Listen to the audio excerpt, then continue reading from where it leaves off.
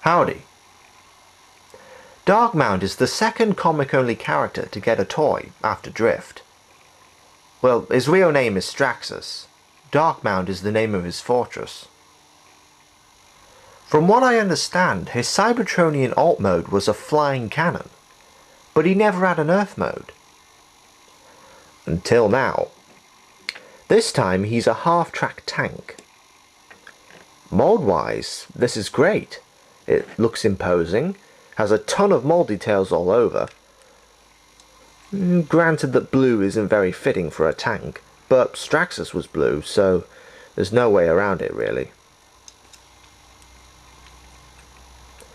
According to various resources, M17 is short for Marvel issue number 17. In the US, this was his first appearance in the TF comics. Darkmount, perhaps more than any other Generations of Reveal the Shield figure, thrives on the 3mm clip system. He comes with 3 clip-on weapons which you can peg in different places, but this is the official way. More or less. As for other features, the gun barrel can pivot up and down, and the turret can turn all the way around. The latter isn't anything special, until you transform him. Unlike Universe Galvatron, they didn't abandon Darkmount's bonus mode, which is a little tricky to get to.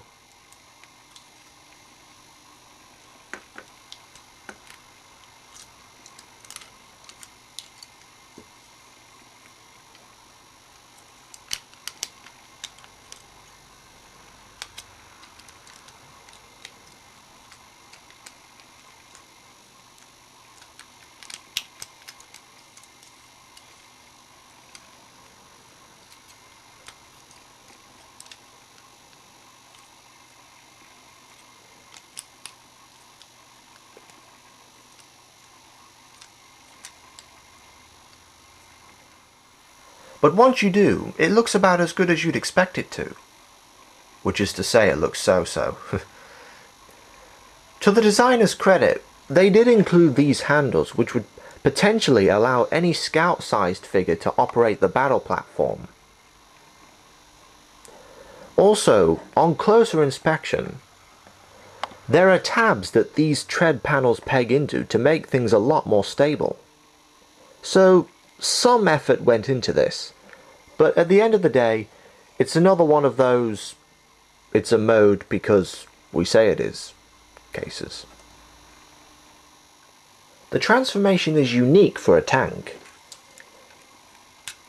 The front end becomes the chest as it usually does, but in a reversal of the norm, the turret forms the legs, whilst the arms are stored in the rear.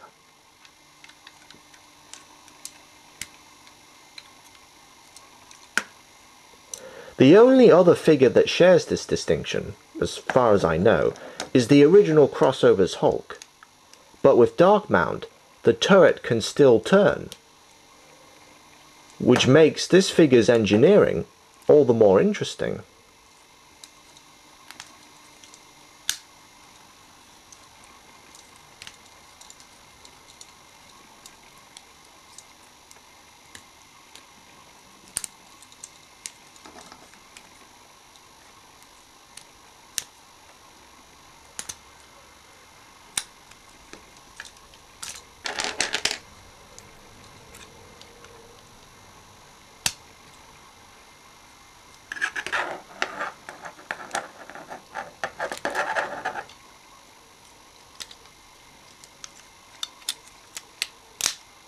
Yeah, expect these panels to pop off every now and then.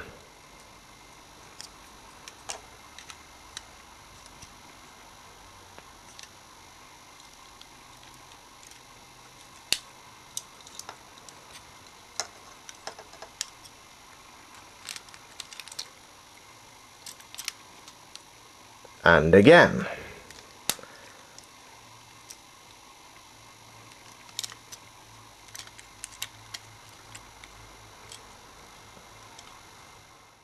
If Straxus had actually gone to Earth and scanned that tank, his robot mode would probably look like this. Similar to his comics, but with bits of vehicle kibble hanging off. None of it ruins the overall look though. A couple of distinct details are present here. The trio of triangles on each side of his chest, and of course, his head design. Though since he appears to lack a mouth, it kinda looks incomplete. Just like before, Darkmount's weapons can clip onto any of these tubes, though this is how most display theirs. Also, the gun barrel cleverly becomes his pickaxe.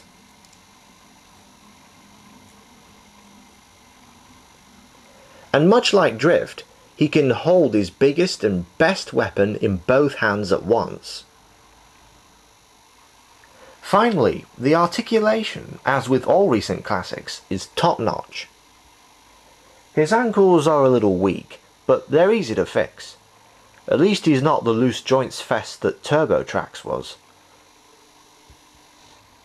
The Pretender skull grin is a redeco and remold of Darkmount. In alt mode they're identical, aside from the colours, but in robot mode Skullgrin has a new head that references his old shell. The new colours are nice, as is the head design, but it looks small compared to the rest of him. For a first attempt at creating a toy for Straxus, they did an excellent job. Aside from one or two flaws, this is a really clever mould and worth tracking down, one way or another. Next, it's back to LEGO Technics. Again. But until then, till all are one.